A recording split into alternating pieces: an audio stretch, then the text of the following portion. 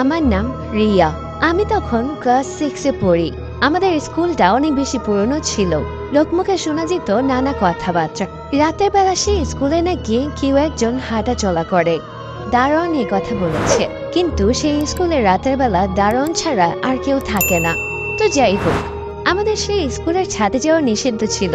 তবুও আমাদের খুব জানতে ইচ্ছে করছিল ছাদে কি এমন আছে যে ছাদে যাওয়া নিষেধ। যার কারণে আমরা 4 বান্ধবী মিলে ঠিক করলাম যেভাবেই হোক ছাদের চাবি চুরি করে ছাদে যাব এবং গিয়ে দেখবো ছাদে কি এমন আছে যে ছাদে যাওয়া নিষেধ। কথা অনুযায়ী আমরা একটা বাহানায় ছাদের চাবিটা চুরি করলাম এবং ছাদে চলে গেলাম। ছাদে গিয়ে দেখি বিশাল ছাদ।